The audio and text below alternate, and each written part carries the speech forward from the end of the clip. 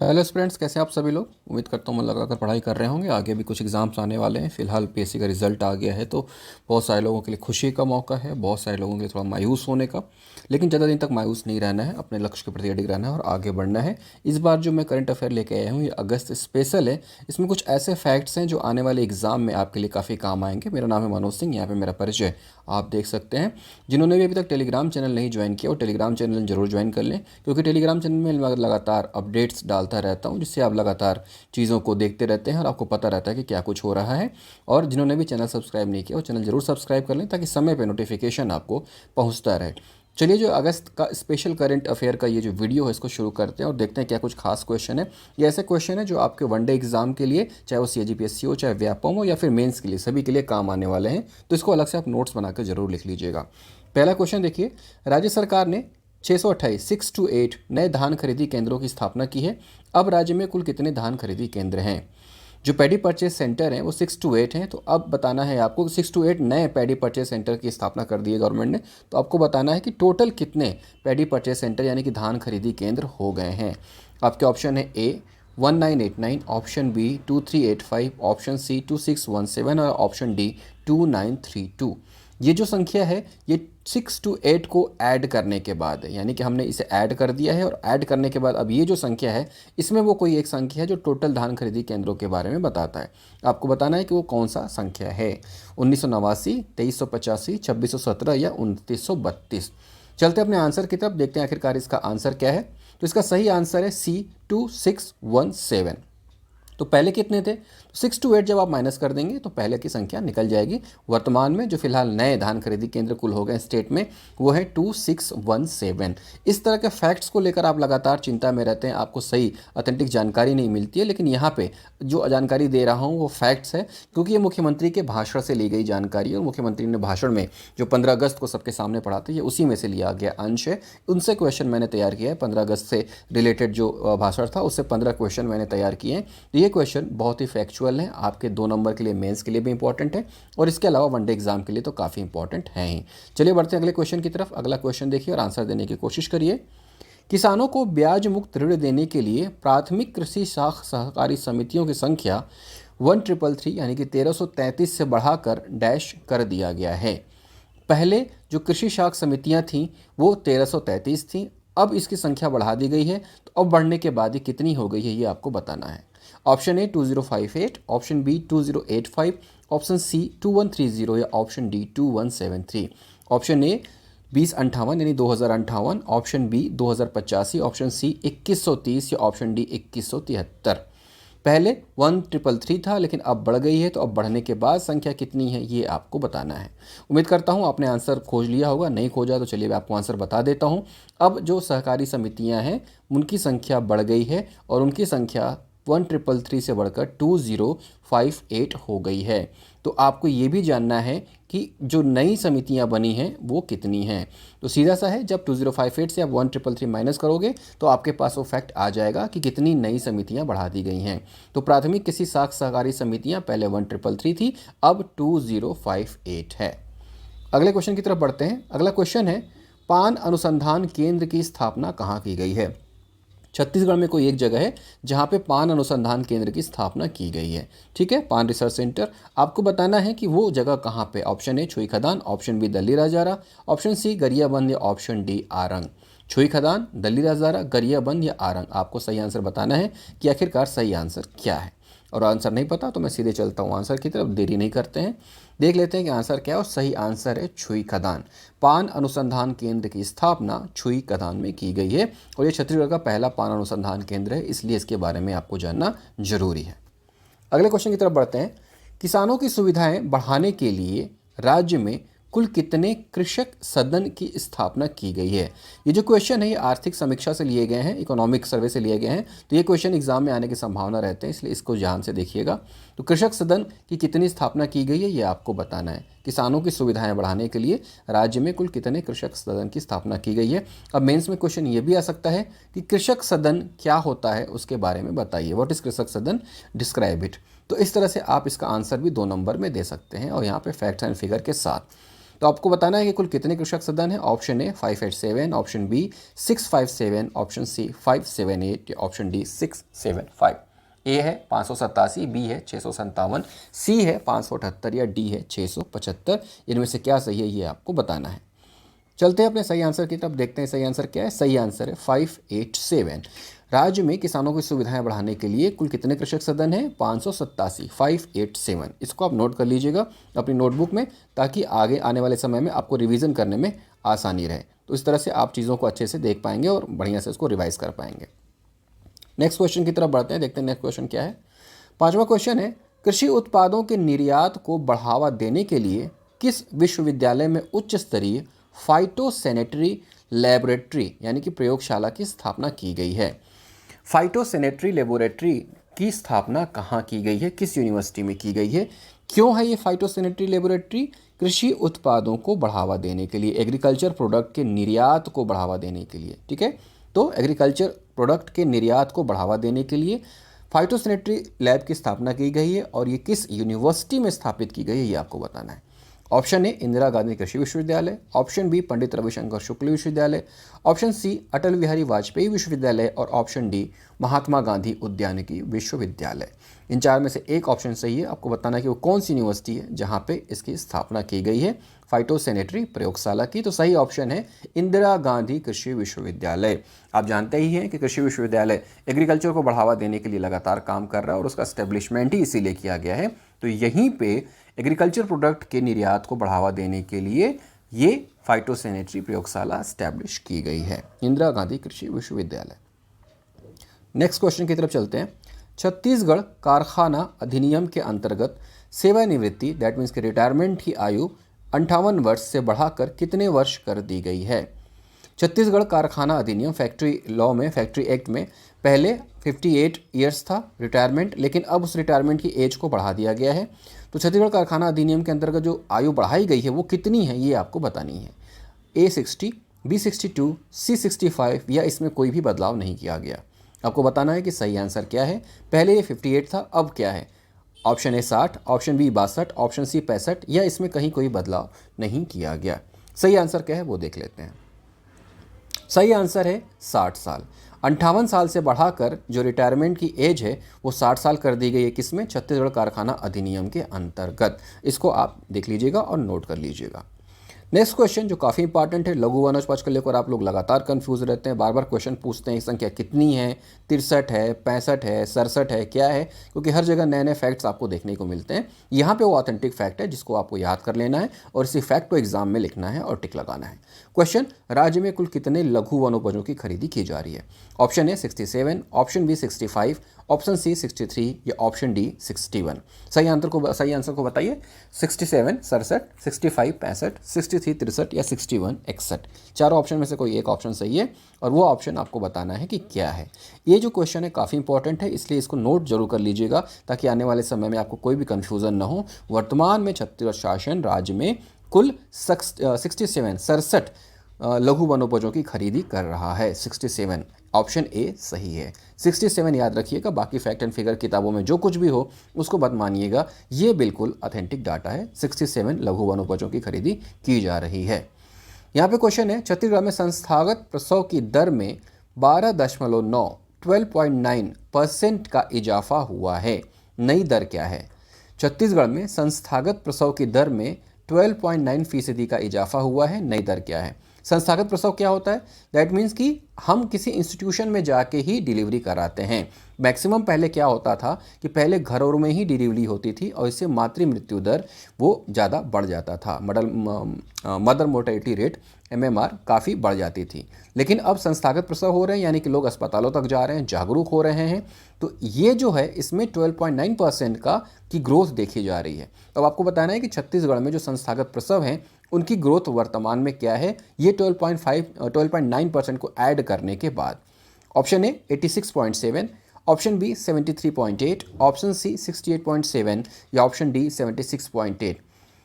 ए 86.7, B 73.8, C 68.7 या D 76.8। इन चारों में से कोई एक ऑप्शन सही है जिसमें कि 12.9% जुड़ा हुआ है और जुड़ने के बाद नया जो रेशियो है क्या है वो आपको बताना है। नई दर क्या है संस्थागत प्रसव की? इंस्टीट्यूशनल डिलीवरी की। सही आंसर देख लेते हैं। सही आंसर ए 86.7, 86.7। अब जो इंस्टीट्यूशनल डिलीवरीज हो रही हैं उसमें 12.9% का ग्रोथ हुआ है और जो आंकड़ा है वो वर्तमान में 86.7। इसको याद रखिएगा कि ये जो आंकड़ा है ये तो पूछ ही सकता है, इसके अलावा ये भी पूछ सकता है कि कितने परसेंट का ग्रोथ हुआ है। तो 12.9% का ग्रोथ हुआ है, ये भी आपको अलग से याद रखना है। ठीक है, नेक्स्ट क्वेश्चन की तरफ चलते हैं। क्वेश्चन नंबर 9 है कि राज्य में मातृ मृत्यु की दर में 36 प्रति लाख कमी आई है, नई दर क्या है। ठीक है, जो मातृ मृत्यु दर थी एमएमआर, आप देख ही रहे हैं संस्थागत प्रसव में बढ़ावा हुआ है, तो संस्थागत प्रसव में जब बढ़ा हुआ है तो जाहिर सी बात है एमएमआर में कमी आएगी। तो अभी का जो आंकड़ा है उसमें प्रति लाख जो महिलाएं हैं उसमें 36 एमएमआर जो है कमी आई है। तो ये कमी होने के बाद अब जो छत्तीसगढ़ में लेटेस्ट डाटा है वो क्या है, 173, 137, 168 या 186। 173, 137, 168 या 186। तो अगर आपको पुराना डाटा याद है कि पुराना डाटा क्या था तो आप उसमें से 36 माइनस करके बता सकते हैं कि नया डाटा क्या है, और नहीं तो फिर आपको आंसर बता देते हैं कि आंसर क्या है। लेकिन ये भी याद रखिएगा कि न सिर्फ हमें सिर्फ आंसर याद रखना है बल्कि हमें दोनों फैक्ट्स एंड फिगर याद रखने हैं। आपका सही आंसर है 137, लेटेस्ट जो है 137। ये पूछे कि पिछले साल के आंकड़े भी क्या थे तो आप इसमें सिंपली जो है माइनस वो कर दीजिएगा, ऐड कर दीजिएगा 36, तो पिछले साल का डाटा इसमें आ जाएगा जो कि ये है। तो इस तरह से आपको दोनों फैक्ट्स एंड फिगर्स याद रखने हैं और ये मेंस के लिए भी उतने इंपॉर्टेंट है और वनडे के सभी एग्जाम्स के लिए भी उतने ही इंपॉर्टेंट हैं। अगले क्वेश्चन की तरफ बढ़ते हैं। छत्तीसगढ़ में कुष्ठ प्रभाव की दर 7.72 प्रति हजार से घटकर ब्लैंक हो गई है। जो कुष्ठ प्रभाव है, कुष्ठ मतलब आप जानते हैं कि स्किन की बीमारी होती है, शरीर की बीमारी होती है, ये 7.72 प्रति हजार घट गई है, यानी कि गवर्नमेंट इस पर अच्छा काम कर रही है। तो लेटेस्ट डाटा क्या है ये आपको बताना है। ए 1.7, बी 7.7, सी 2.7 या डी 5.7। 1.7, 7.7, 2.7 या 5.7। ये आपके फैक्ट हैं। देखिए ये जो एपिसोड है करंट अफेयर का बेसिकली इसी तरह के फैक्ट्स को लेकर है। हो सकता है कि शुरू में आपको देखने में कंफ्यूजिंग हो, आपको लगे कि डाटा कैसे याद होगा, लेकिन आप जब 2 से 3 बार वीडियो देख लेंगे उसके बाद आप नोट्स बना लेंगे और नोट्स बनाने के बाद फिर से आप उसे रिवाइज करेंगे तो आपको ये सारे फैक्ट्स याद हो जाएंगे जो आपके एग्जाम में आपके लिए काफ़ी फ्रूटफुल होंगे। क्योंकि ऐसे ही 2-3 क्वेश्चन जब आप एग्जाम में नहीं बना पाते हैं तो आप कहीं ना कहीं एग्जाम को क्लियर करने से चूक जाते हैं। तो फिलहाल जो कुष्ठ प्रभाव की दर है वो 7.72 प्रति हजार घट गई है और घटने के बाद अब कितनी हो गई है 1.7 प्रति हजार, यानी कि 1.7 पर 1000। ये है कुष्ठ प्रभाव की दर जो पहले काफ़ी ज़्यादा थी लेकिन बहुत अच्छी खासी इसमें गिरावट आई है। 7.72 ये भी याद रखिएगा कि कुष्ठ प्रभाव की दर में 7.72 की कमी आई है। क्वेश्चन नंबर 11 देखिए।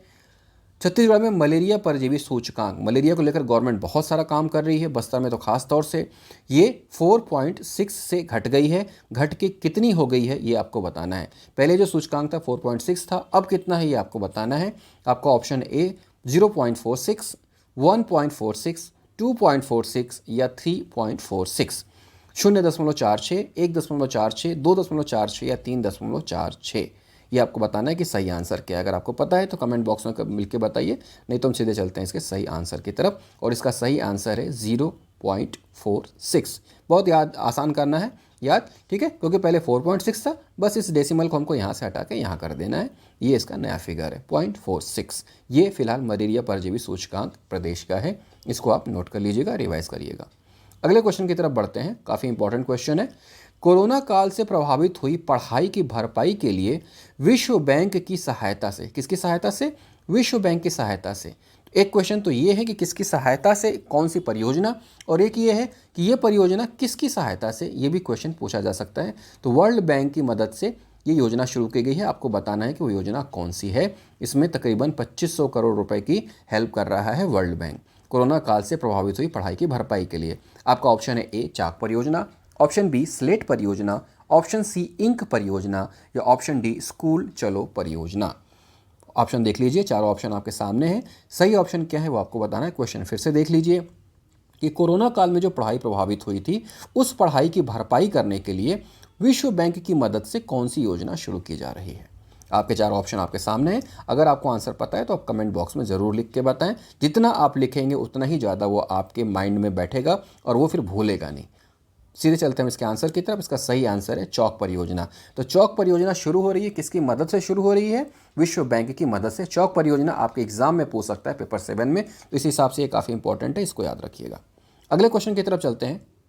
छत्तीसगढ़ के कोरबा जिले में Rajiv Gandhi super critical thermal power plant स्थापित किया जा रहा है। इसकी क्षमता क्या है? अभी जल्दी ही मुख्यमंत्री ने इसका भूमि पूजन किया है और उसी दिन उन्होंने घोषणा भी की कि इसका नाम क्या होगा। तो एक तो इसका नाम पूछा जा सकता है कि हाल ही में कोरबा जिले में शुरू किए जाने वाले या भूमि पूजन किए जाने वाले नए संयंत्र का नाम क्या रखा गया है। तो ये नाम आपको याद रखना है, ये राजीव गांधी उसका नाम रखा गया है। और दूसरा यह है कि इसकी क्षमता क्या है, ये आपको बताना है। तो यहाँ पे इसकी क्षमताएं दी हुई हैं, आपको बताना है कि सही क्या है। Option A 1360 megawatt, option B 1480, option C 1270, option D 1540। 1360, 1480, 1270 या 1540 मेगावाट। क्या ऑप्शन सही है ये आपको बताना है, कमेंट बॉक्स में लिख के बताइए, नहीं तो हम चलते हैं सीधे आंसर की तरफ। ये इसका सही आंसर 1360 मेगावाट। कोरबा जिले में हाल ही में इसका भूमि पूजन किया गया है। 1360 मेगावाट का रहेगा और इसका नाम है Rajiv Gandhi super critical thermal power plant. फिलहाल super critical thermal power plant Chhattisgarh में ऑलरेडी स्टैब्लिश है। आप बताइए कि वो पहला super critical thermal power plant कौन सा है जिसकी स्थापना छत्तीसगढ़ में की जा चुकी है। ये आपको मुझे आंसर बताना है, मुझे आंसर जरूर बताइएगा कमेंट बॉक्स में लिख के। अगले क्वेश्चन की तरफ चलते हैं। छत्तीसगढ़ में साहित्यकारों को कितनी श्रेणी में छत्तीसगढ़ साहित्य अकादमी सम्मान प्रदान किया जाएगा? बहुत ही इंपॉर्टेंट क्वेश्चन है, क्योंकि ये क्वेश्चन आने की भरपूर संभावनाएं हैं। बहुत बड़ी घोषणा मुख्यमंत्री ने की है और उसके बाद ये क्वेश्चन बना है। तो छत्तीसगढ़ में साहित्यकारों को अब छत्तीसगढ़ साहित्य अकादमी सम्मान दिया जाएगा, लेकिन ये कितनी श्रेणी में दिया जाएगा ये आपको बताना है। ये मेंस का भी क्वेश्चन है। ऑप्शन ए एकल श्रेणी, ऑप्शन बी 2 श्रेणियों में, ऑप्शन सी 3 श्रेणियों में, ऑप्शन डी 4 श्रेणियों में। अगर आपको आंसर पता है तो बताइए कि कितने श्रेणियों में, और ये भी बताने की कोशिश करिए कि वो जो श्रेणियां हैं वो कौन कौन सी हैं। सिर्फ इतना ही याद कर लेना काफ़ी नहीं है कि वो कौन कौन सी हैं, कितनी श्रेणियां हैं, बल्कि ये भी आपको जानना है कि वो कौन कौन सी श्रेणियां हैं, क्या क्या विशेषताएं हैं, जो श्रेणियां हैं उसमें क्या क्या कैटेगराइजेशन किया गया है, क्यों कैटेगराइजेशन किया गया है। तो इसको भी आपको याद रखना है। चलते हैं इसके आंसर की तरफ। इसका सही आंसर है 3 कैटेगरीज।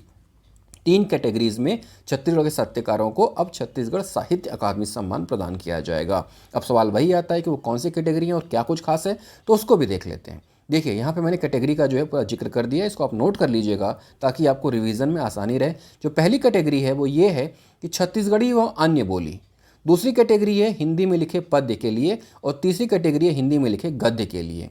हर श्रेणी में सम्मानित साहित्यकार को 5 लाख रुपए नगद एवं प्रशस्ति पत्र प्रदान किया जाएगा।